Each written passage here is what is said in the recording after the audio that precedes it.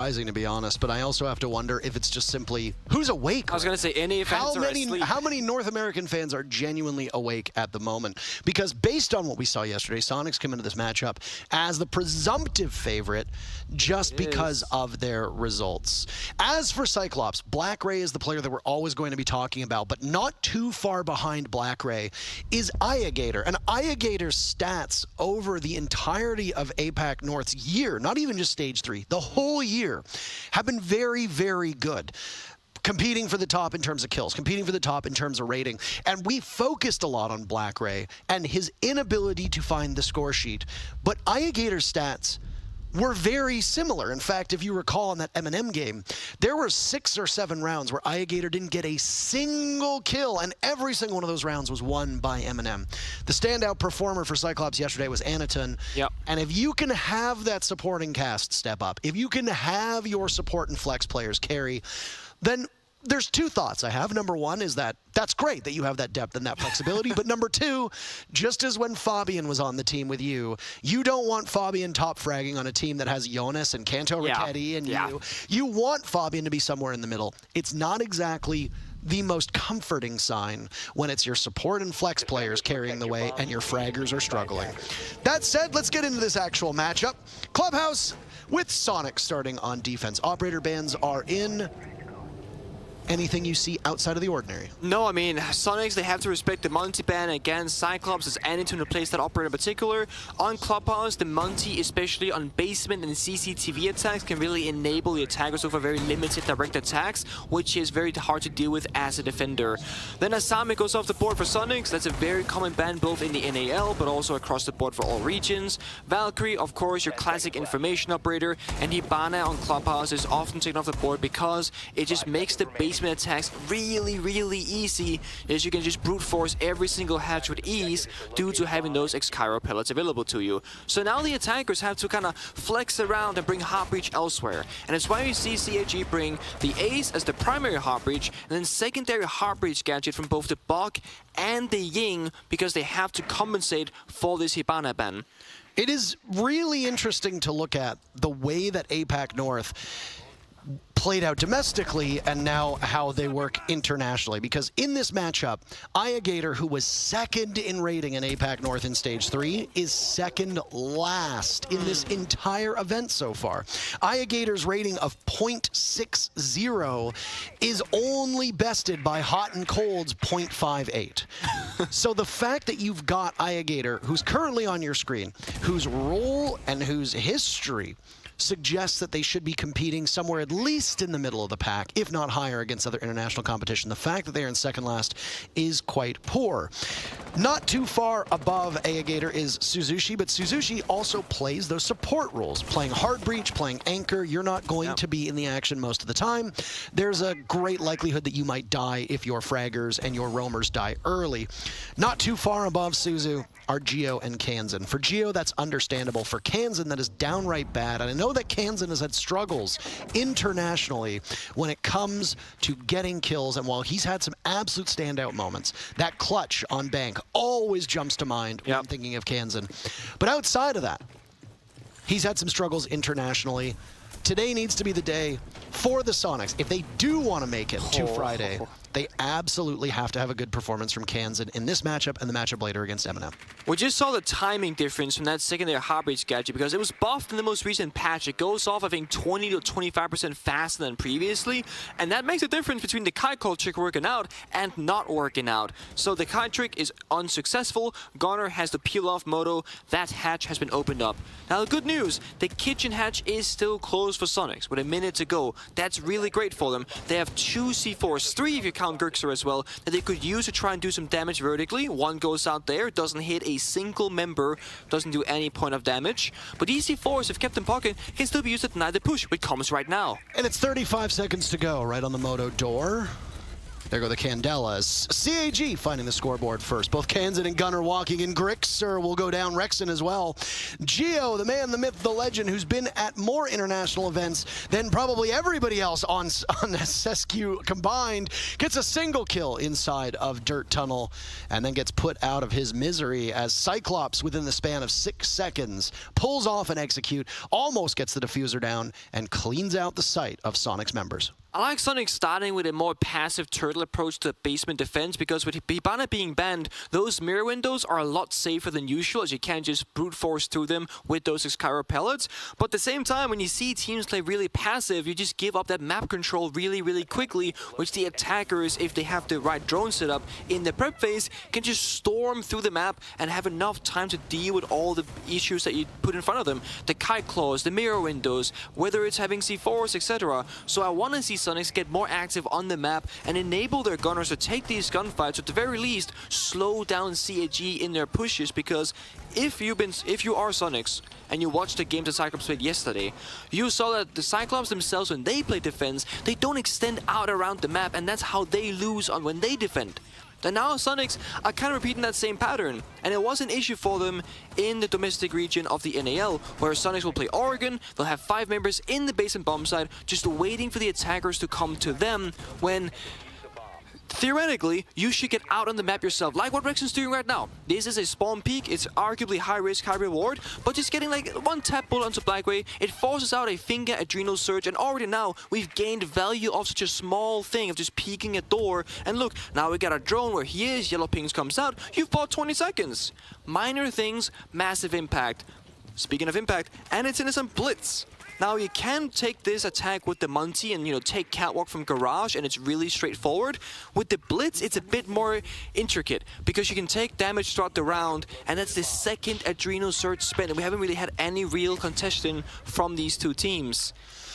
I don't know why we've now seen 2 adrenal surges go off, and then nothing else has happened. There's been no follow-up whatsoever. Is there something I missed here?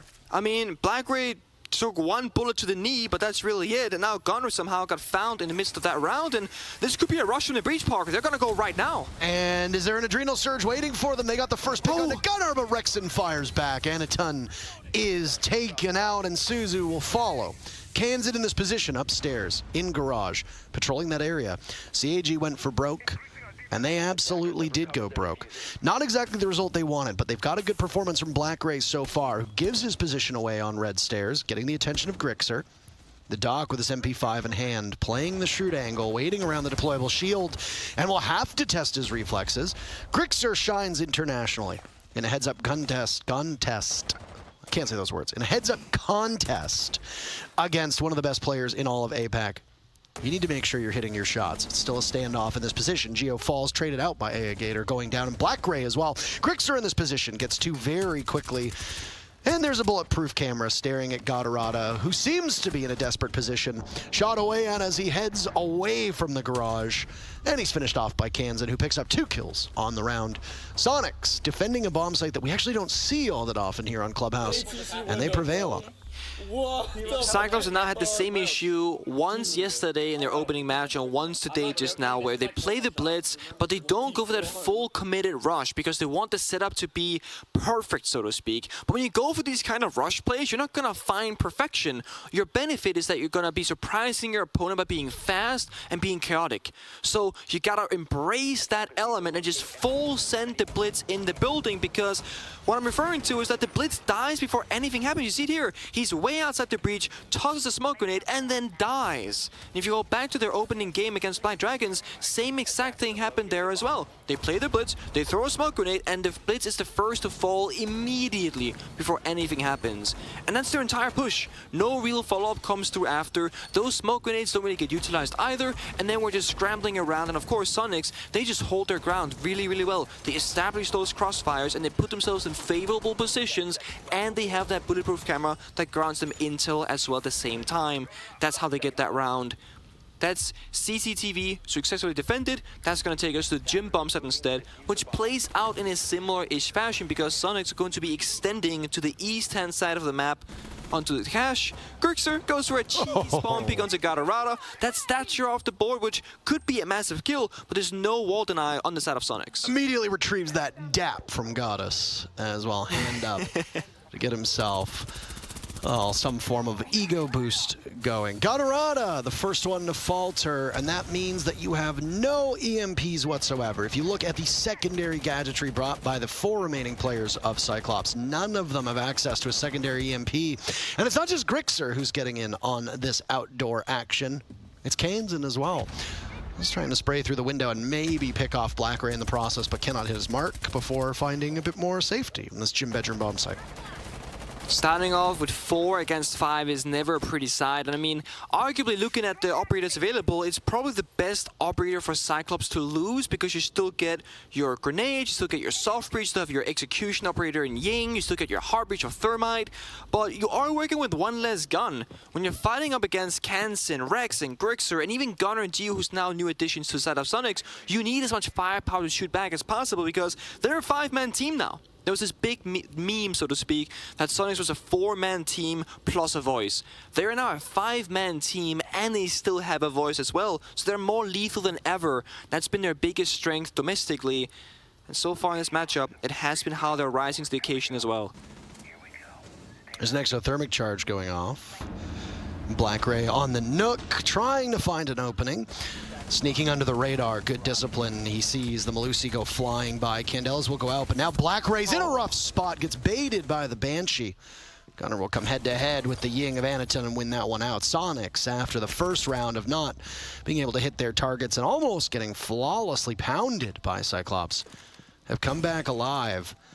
There's plenty of artillery from Soniqs to hold out over the next minute. Iagator inside of construction.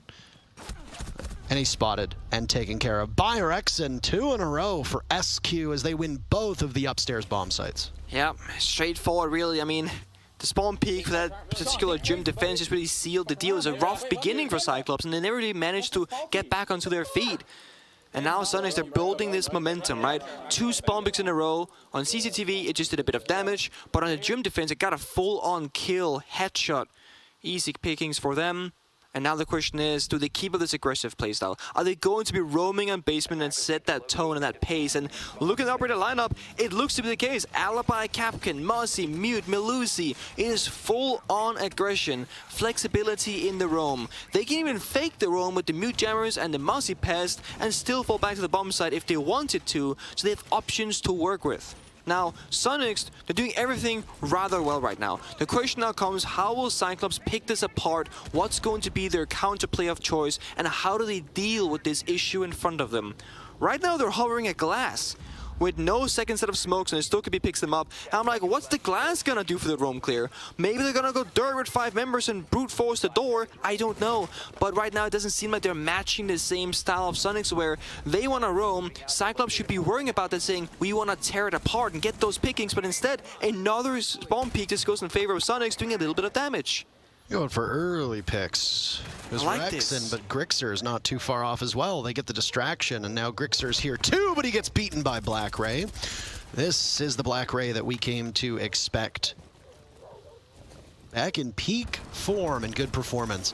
You know, I will say, I appreciate what the Soniqs are trying to accomplish right now, but I also always worry that when you go for these spawn peaks, that hubris can absolutely doom you. And look at Rexen now. He wanted for a spawn peak over towards stock. He wanted to go for a spawn peak, and now he's doing the same thing in kitchen. He's got the window open. Kitchen is going to be a very pivotal spot of this downstairs attack that Cyclops has to pull off. So at some point, there will be a collision course with Rexen.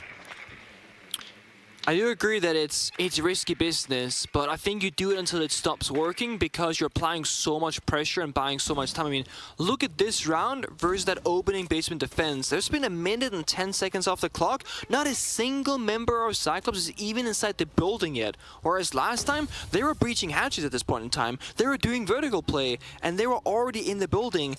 2 smokes being used, 1 from Gatorada, 1 from Anaton each, so they both keep some spare in their pocket. That's a good choice for them. But there's nobody even in dirt from the side of Soniqs. They're clearing empty corners. Gatorada not too far behind Anaton, and Gunnar's taken out, presumably playing on site. The problem for Geo as he sits on these alibi clones is the logic bomb will give him away.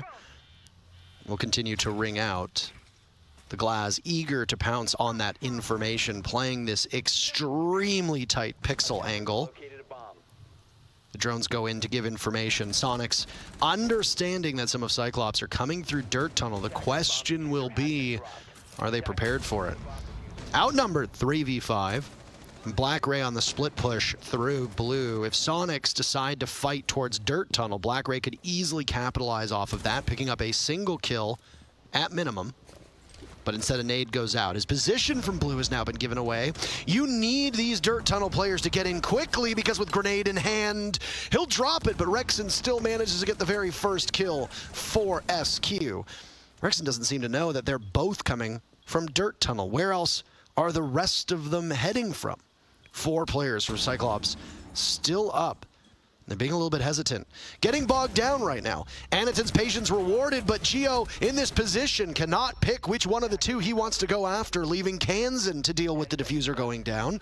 Narrowly missing out on Aegator. And a beautiful shot from Kansan, as now he'll have to go one-on-one against the Glaz.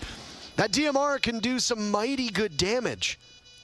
Kansan pull it off. No, he can't. Anaton around the boxes with the diffuser down, prevails in the gunfight.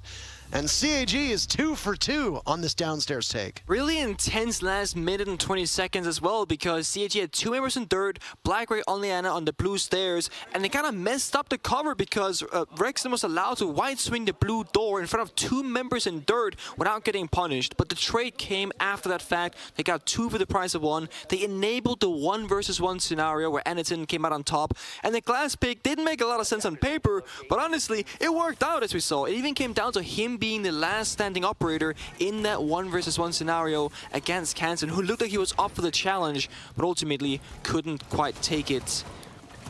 It's gonna tie up a series 2 for 2, and Soniqs are gonna go through those motions of which bombs that they like the best.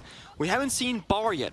It's been basement, CCTV gym, basement, and then back to CCTV again. Where last time Cyclops went to that rush on the breach with the blitz, didn't work out. Soniqs took the round rather effortlessly. This time, a rather different operator lineup for them. A more stable and consistent one. We're bringing lots of grenades here. We got 6, in fact. The most nades you'll see in a given round, most likely, is going to be 6 frag grenades. Since both Maverick and Finger has lost theirs, their play rate also has plummeted. Whereas previously, they're both very, very popular operators on Clubhouse in particular. Having 6 grenades kind of signifies or signals to us it's going to be a garage attack. That's where you want to use those grenades typically, to clear that catwalk rafters area. But you still have options to go master bedroom as well if you would like to. You have 2 exothermic charges on Susi. That's all you really need. 1 for the main wall, 1 for construction wall. And CC wall goes first. No bandit tricking, no Kaid Electric Law to come down, as neither of those operators are on the board. That'll open things up. No breach denial whatsoever from Soniqs, so they will let the wall be clearly taken out. Soniqs falling back. So Cyclops have opened this up in 45 seconds or so. Now what are the next steps? 2 options, master bedroom into construction, or you go straight for garage. The rotation has already shown that we're going for a master bedroom attack, and Soniqs, they've actually set this up and expecting this outcome. Gunner, Grixer, and Kansan, the trio right now, have a triangle formation holding down this area. Gunner covers the office portion, Grixer has the bathroom/gym portion, and then Kansan is the supportive cast, so he can hold the hatch for Gunner if he needs assistance. Now Cyclops, they have to drone this information out. They gotta pick it apart step by step. That right there is a great opening. That's the central player, like in the middle. That's going to open things up for them. And he might be able to get another as Aegator's in, not too far off the Ana of Black Ray. Shabazz' favorite operator, unable to get that kill. Did you see his tweet yesterday about 2B coming to Rainbow Six in the panel? I actually did not. It's probably for the best if you do not see Shabazz's, or as I like to call him Shibs, because I think it humbles him based on his Twitter handle, but his name is Shabazz, and I feel badly because I don't actually think I've ever said his name properly on a broadcast. Oh, fair. Okay, now I know who he's talking about. Yeah. Either way, he was quite happy at that Yana Elite. Oh, I can imagine. He was very happy with the Yana Elite that was shown. CAG finds themselves with 1 minute left. All 5 players up. They have been dominant in the rounds that they have won. Soniqs basically the same. That 1v1 that came down is the only thing that I can think of that was a real nail-biter. Kansan inside of construction gets 1 player from Soniqs. Still in this spot. Watching the window, has to watch the door. The diffuser had been surrendered inside of the bedroom. It needs to be brought across at least 2 rooms and parked in cache. Oh, the timing. I don't know whether it's going to happen or not. The Nook of Aniton, could potentially make some noise, but Gio's there to read it perfectly. Gator a 3rd kill. Kansan falls. How many more can be found? The 2 remaining players from Soniqs need to wait out these final 10 seconds. And Gator's breathing in a lot of toxic gas. But he's fighting against Shadows, taken out by Rexon in this position. They trade out. Suzu, who's been brought back from the dead, will get the diffuser down, but Gio pulls out the shotgun at an ill-advised time. And CAG are prepared to deal with him, giving them a victory upstairs on cache CCTV and giving them the lead. What a chaotic round again. It feels like both sides here don't know the exact whereabouts of the opposing members, right? Because Gator walked into the breach, on from construction, pre-firing every single corner, just hoping somebody would be there. They weren't. He got shot down. Then the 2 versus 1, Gio doesn't know which way to go, doesn't exactly know where the diffuser is going down, and then the last member of Cyclops, who's not planting, is running with a pistol in his hand because he's so far away from his teammate. He has to get in there really, really quickly. We see that replay on your screen right now. That's the chaos portion I was referring to. Every single thing just going wrong for both sides, essentially. But Cyclops, because they're getting that plant down, applied so much pressure that Gio had to make the aggressive move and got shut down in the midst of that weapon swap. So Gio is back where we go for the side of Soniqs, extending again to CCTV and cache. Pretty much have to. You can't just hold the master bedroom area. You don't have enough room to work with. There's only so many good positions, so we extend over instead to give ourselves more options and to soak up more resources. CAG right now, they're just kind of sharing the Nook on various members right now. Blackray played a 1 round, Aniton played another, but they keep bringing it. And so far, it's doing pretty good work for them. That phantom pressure of, oh, there could be a Nook over here, we don't know because all we have are default cameras, we do not see her when her gadget is on. That has a massive value at this level of play when information is so vital. Aniton, on the opposite aspect, makes a lot of noise because the Blitz is anything but silent. You're gonna hear him from a mile away. Frostmat might not have been droned out, we don't know for sure, but Gatorado is going to clear this barbed wire early on. That's going to apply a bit of pressure onto Rexon because now his sound cue on that red stairs is now gone. He has to worry about that physically every single time now. All right, Aniton on this blitz again. A lineup similar to what CAG had brought in previous rounds, but there's no Finka on the board, Nick, so you don't need to worry about the adrenal surges coming in. I don't necessarily think the Finka was so critical to the actual strategy. Nade from below from Blackray does not work out. Instead, he'll just march his way up the top of red, getting drone in, and then heading to a different portion of the map. Very quickly, Soniqs have conceded the entire cache CCTV side of the map and nestled quite deeply inside of gym and master bedroom. Yeah, this is one of those hard decisions you need to make as a defender. When and at what time do you want to surrender this space for free? And Sonic said, well, we'll go back at 1 minute 45 seconds. We're happy to take the 5v5 with that time remaining. And now CAG, they're working on the clock. They cannot really get any easy kills now because that cache area, that's normally where you build an early lead. And with that being surrendered, now you have to actually fight the bomb site itself to find these openings, which means once that initial breakout happens, everything is going to be following that next 10 to 20 seconds. So setup right now is stage 2 of the round, find information, pick it apart, and then go into stage 3, which is going to be that execute. Blackray is rotating towards the main stairs. Huge vital key of this strategy. That can really start turning the heads of the members of Soniqs, and he also sees the gun barrel of Rexon downstairs in pool table. Blackray has not gone detected just yet, but oh no. He might actually miss this. He should know, he's close right. He saw the barrel. Oh, that could have gotten very messy. I imagine that's a jump scare for Rexon, but a look of steel on the face of Blackray. who's having the performance that we expected yesterday. Kansan the first kill for Soniqs. Gunnar will follow up shortly thereafter. Teams trading back to a 3v3 as Grixer is eliminated, and Suzu follows from CAG's side of things. There's 10 seconds left. And Cyclops are looking to take control of this first half, but Gatorada's their last chance, and he gets swiftly removed by Geo. A 3-3 to start off Clubhouse. Neither team any closer to the finish line. But now it's Soniqs' turn to go on to defense, or Soniqs' turn to go on to attack. CAG moves to defense. And BlackRay fell for the classic "why are you there" scenario, where Soniqs had 2 members on the first floor. Rexon's at a pool table and 1 member's at a kitchen itself. And you kill 1 member thinking, it's gotta be clear now. I'm gonna walk up the main stairs and join my team for the execute. But what do you know? There's a guy in this odd position, seemingly makes no sense, that shuts it down instead. And that makes Cyclops' attack a lot more linear as the main stairs was cleared out for the defenders. They could not capitalize. They did not find the opening kills on the side itself that they needed. BlackRay almost didn't even kill Rexon because he wasn't exactly sure about the whereabouts. It was a close one. Basement is where things started off for Soniqs, and basement is also where Cyclops will start themselves on the defensive side. They're playing the Echo. Suzu C has been playing this operator a lot yesterday. Capital on attack, Echo on defense. They love playing around information.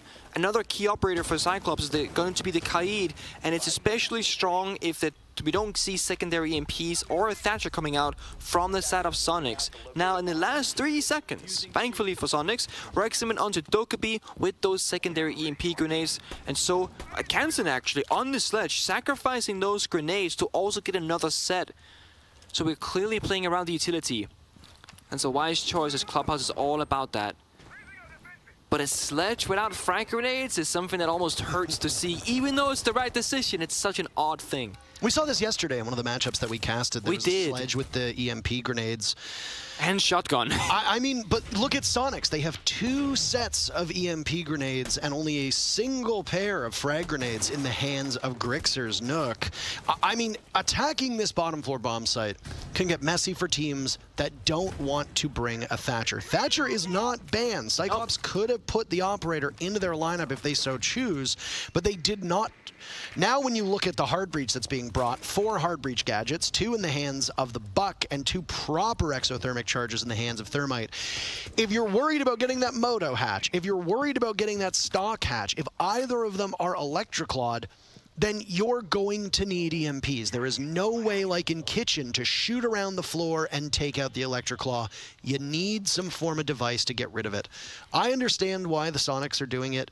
I agree with you. It is somewhat painful to see a sledge without grenades. But it's the right thing to do. But it's the right thing to do with the lineup they have. Yeah. Now you get double verticality from Buck and Sledge as a backup. You also get Dokkaebi's phone call gadget as well. So value-wise, you actually get more for your money, so to speak. But it also just means that it's a little bit more difficult because the secondary EMPs aren't as strong as the Thatcher.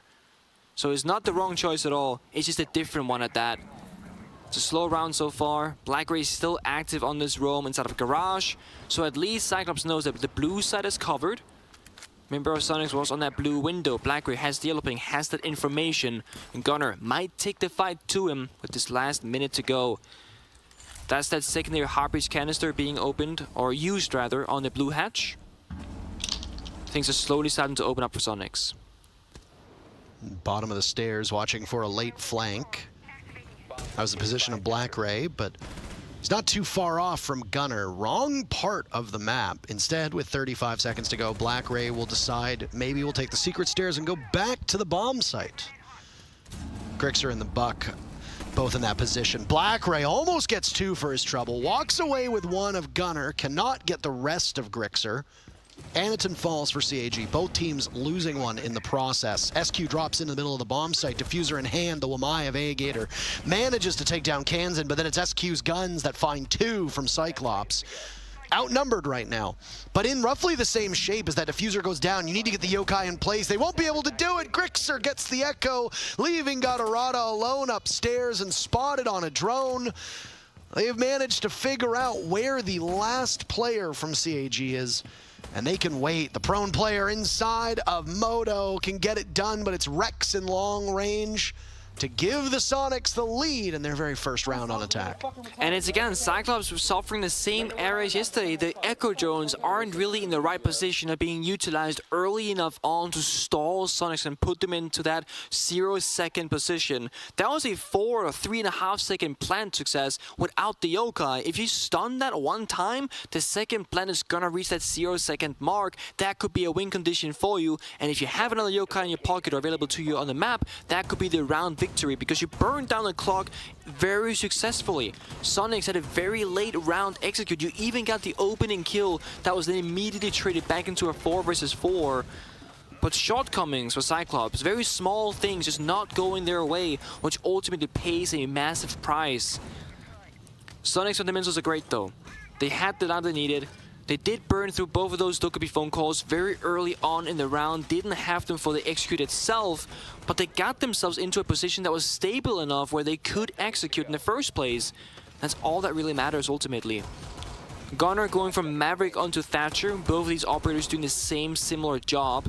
But of course, with Maverick losing those frag grenades in the most recent patch a couple of months ago, it's a very weak operator choice because besides the gadget that can open up walls or make hard walls soft, you don't really gain a whole lot of value as Thatcher. You get 3 EMPs, you get soft breaching charges, and you can just toss them around from a far distance and get more uptime on your drone or holding an angle. Whereas with Maverick, you gotta paint a whole drawing on a wall to then enable someone else to open it. It's a lot of work. Instead, it's Geo on that classic iconic Thermite, Rexen on the secondary Harbage of Ace. Thermite can circumvent the mid-jammer if there is one on the wall by repelling like Geo is. If you put up a little bit further, it's going to be an EMP choice instead. Either way, the wall gets opened up on this gym defense. Not too hard for them to get it open. Do so within the first minute. It's roughly the same time that we saw out of CAG when they were on attack. Different site rotation, though. No cache CCTV, instead going over to Jim. We have not seen a bar stage yet, which was the tertiary bomb site. I just dropped. Yeah. In fact, it was actually the secondary bomb site that we saw yesterday, and indeed, it is a drop. Soniqs get a good understanding of this, and they can just take charge, grabbing the bomb site. It's going to leave Black Ray all alone, and Soniqs sweep through the CAG defense. Diffuser in hand for Geo. Suzu, the last one standing. He takes Kansan down with him. But there's 4 more bodies from Soniqs to find. The clock, 40 seconds, that's perfect. 1 member of Soniqs per 10 seconds, easily doable. Only problem, you're not able to get onto the diffuser in time. Rexen outside, sees the pre-fire, reads into it properly. And that's 3 in a row for SQ, 2 in a row on attack. They're marching their way towards the full 7 points. And that entire round just comes off Kansan using his drone on the off his hatch drop and seeing it's actually clear. And then we can just go for it. So CAG are leaving a tiny gap every single round. And Soniqs are so efficient at finding that small gap and then really exploiting it to their advantage because office hatch is such an important access point for the attackers. And normally just 1 member from the defenders inside of office, you cannot drop the hatch. You're mid-animation, you're falling down, you can't really fight back, you can't shoot back, etc. You don't have much info to work with, but because that room is left clear, it's really, really easy all of a sudden. Geo and Kansan drops, they get 2 kills off each other, plant goes down immediately, and then you gotta play retake over from that CCTV extension. And Cyclops, obviously very unhappy with those rounds going that way, gonna call for a tactical timeout to talk it through and figure out the plan going forward because it's slowly slipping away. That's not how they wanna start day 2. Not at all.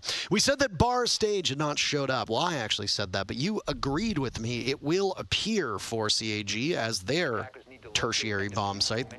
That's site number 3. With how quickly both Church and Jim went in favor of their opponents, I don't think bar stage is that bad of a shout, Nick. No, not at all.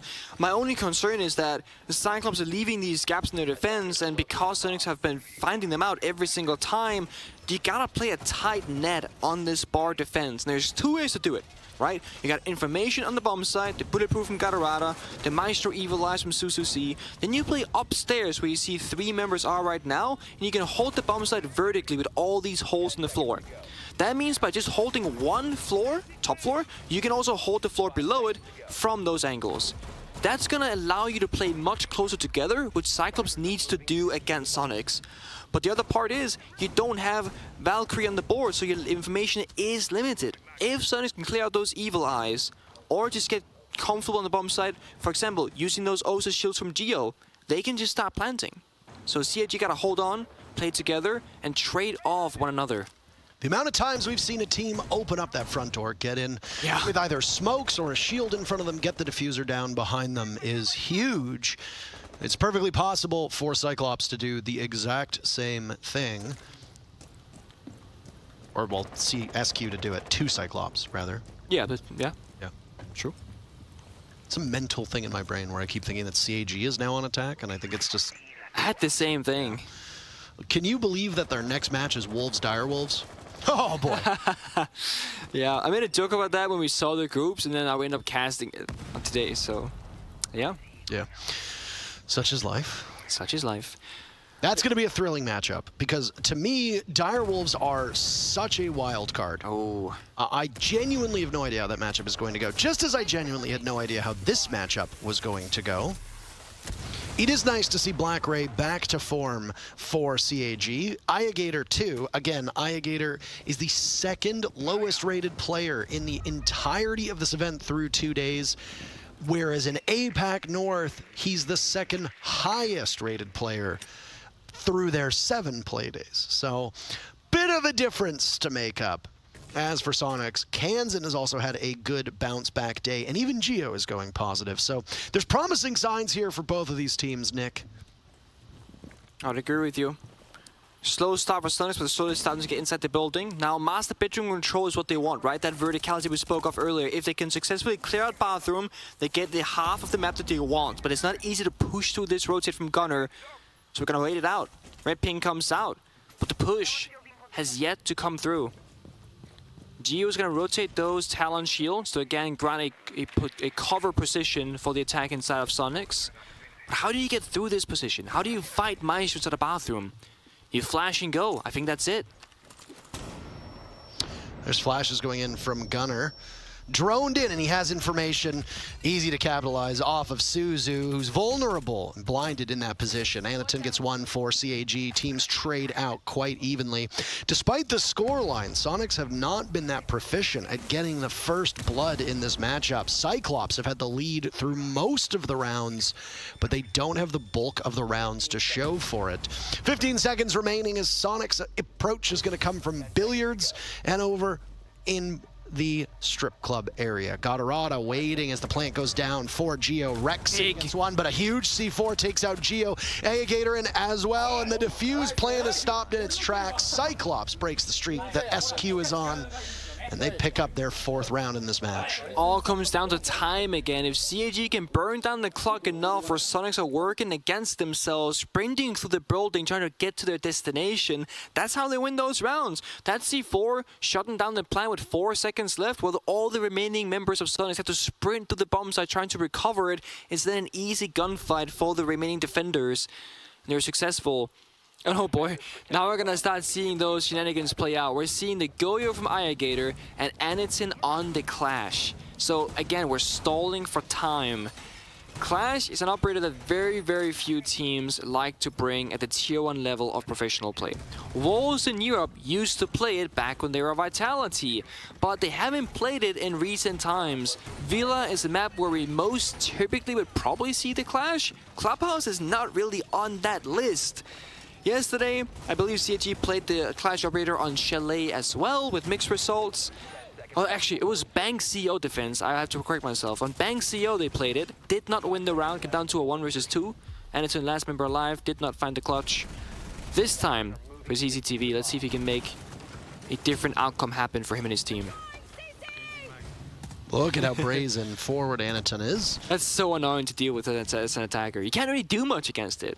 I feel like we've seen this on Villa Yes. as well. Players will go out on study and then have somebody peek behind them. The old consulate doorway looking out to police line, if you recall. I believe it was Kanto that actually did Yes. this. I think it was on Echo behind a Clash. Either way, the combo of Anaton and Iagator trying something cheeky by Garage does not work out. Suzu falls in a completely unrelated part of the map. Dies to Grixer. Rexon's broken double digits right now. He's the only player in the match who has done that. Grixer not too far behind, as are Black Ray, Kansan, and Iagator actually sitting at 9 kills. When you opt to play either Monty or Clash, one of the downsides that you suffer from is that you have one less gun to work with, because the gadget, like you see right here, is often going to be held in your hand. So when you lose the opening kill of Castle in this round for CAG, you only have 3 guns against 5 now. You need these kills to go your way, otherwise the Clash becomes useless essentially. So SQ are nullifying this aspect really well strategically, and also Rexon, he's got those Capital Fire Arrows to deal with the Clash and Catwalk Rafters once they can get inside the garage itself. Still holding this garage component of the map as we hit the halfway point of round number 10. Soniqs seen that 3-round streak that they were on snapped by Cyclops in the previous round, but a victory here puts Soniqs in position to pick up at least 1 point. With how competitive this group has been, that's quite nice for them, especially as they sit in second place and at least want to keep pace with M&M, if not outright surpass them in terms of points. Overtime could be possible. It just really depends. For Cyclops, your win con is just make sure that when they go in, you can stop them before you get the diffuser down. SQ has been very, very attentive with getting this diffuser planted. 2 successful executes and a 3rd that was stopped in its tracks in the previous round. But the bad news for CAG is they've just gone down another player and find themselves staring down a 3v5. And it's the Clash. I mean, they got 2 C4s to work with. Nice kill from Blackray, but it's gonna matter. Sonics are on the bomb side. DMR's in spades right now for this SQ team. Outside, a Nitro Cell goes in. Iagator does some serious work, and there's Blackray somehow puzzlingly getting the kill. So the diffuser gets planted for Soniqs. You know, limited the HP is on Gatorada. The retake is going to be mighty, mighty tough. Blackray doesn't have access to a Nitro Cell anymore, so instead it's just going to be the shotgun from below, and he's looking in the wrong direction. All of the security from Soniqs is gone. Gatorada sees the Capital and will call for the mark. The LMG from Rexon means that there is an abundance of bullets. Blackray almost gets Rexon as well, but Rexon's going to play the angle and just pop down. This should be an easy finish for him, but the timer hits it. Blackray gets a quad kill, but no time to get back to the diffuser. Heartbreak, as that's 12 kills for Blackray, but the round still goes to their opponents. And Soniqs move to match point. Such a really nice try to clutch, and what a close round that was. If you recall earlier, Blackray jumped out of construction window and ripped a C4 kind of like mid-animation, and it just missed the mark by a tiny bit, and that did not kill the planter. Otherwise, that round could have gone differently. But even then, even though that happened, Blackray jumped out another time, and the 3rd after that got 2 kills. And the retake, it looked so possible. It was oh so close, but not enough. Match point for Soniqs. They're putting themselves really in the lead now with 2 rounds. Losing Anaton the way they did in that round, like giving up garage early, and Anaton was peeking out the main breach for information. As he turned his head towards the outside area, well, member of Soniqs walked up the catwalk stairs and just got the freest kill of his life onto a very, very hard operator to kill. If Clash was around, that entire round could be in such a different scenario. You get free information, you can sap for damage, you can try and play the retake, you have 1 more gun if you come off the shield. So many different tools you can approach it with. Nice shot in chat from Grixer. I like this from Soniqs, getting on the Jackal, trying to control the roamers, try and isolate members and try and get the kills, play off the man advantage. That's what Soniqs been doing so far. They find the opening kill, or at the very least they trade back and forth, and they play those even numbers very, very well. Cyclops are continuing to play around the information game. Suzuki bring out the Maestro on a defensive kind of basement setup with very aggressive roamers. So if the roam falls apart, the bomb site is still strong. You still have information, you have C4s, etc. And if the roam is successful, all of a sudden for CAG this round is very, very good looking for them. Pings going in from the Alibi Prisma. I mean, there's obviously some rays of hope here for CAG, no matter what happens in this matchup. The result seemingly favoring Soniqs. This has been an attacker-sided clubhouse. Not by much, though. That first half, if you recall, went 3-3, but Soniqs have been far more impressive on attack, matching the tally that they had on defense, and things will continue to go well for them as they find the first kill in round number 11. Anaton is gone. The Roamer and the Malusi is no more. Gatorada will seek some shelter in the actual bomb site down below, as he's now been chased off of the top floor. So even though you haven't roam cleared Anaton or Gatorada, you've at least been able to get him out of the position after that Anaton kill. Yeah, and you still got the Jackal, so you can now figure out if there are any remaining roamers not having to drone the entire map, because having to drone strip, for example, in the midst of all this roam clearing, it takes a long time. Rexon can now enable his team, save valuable 20 seconds here, and you really need that. You see, checking everything there, hatch trap, bar, etc. They know it's clear. They can start phase 2. Breach open the hatches, choose where you want to execute, and then once you feel ready for it, you push that go button with a man advantage. Flashbangs on Geo, no smoke grenades in it to remind you, so you don't have any ways to deny lines of sight. You have no frag grenades because you're bringing those EMPs again from Sledge. So it's all about gunplay and gun skill, so man numbers advantage really is how SQ's gonna win this round. You hear one of the, here's some intel down below. The Evil Eye looking. Suzu picked off. Both Suzu and Gatorada have had rough games today, and it has not benefited Cyclops' both roam and support play whatsoever. Gatorada's the next domino here on A bomb site. He's got some backup of Black Ray, not too far off. Holding this position, but shot from above from Grixer. This is shaping up to be a flawless round, but iGator says not yet. I'm not ready to let this one go. We want at least 1 point. Let's see if overtime can happen. But iGator down leaves Gatorada as the last man standing. Soniqs in prime position are 3 points within their grasp. While Gio's got the diffuser in hand, Gatorada just needs to stop the plant. That's it. But as he tries to get there, Rexon shuts the door on a CAG comeback and shuts the door on Soniqs, losing a single point in this match. All 3 for the North American team. And it's already a better start for NA, and we're only a single match in. Excellent work by Soniqs, and even though they lost, some excellent play from the star performers on Cyclops, which shows bright spots and hopefully bodes well for CAG's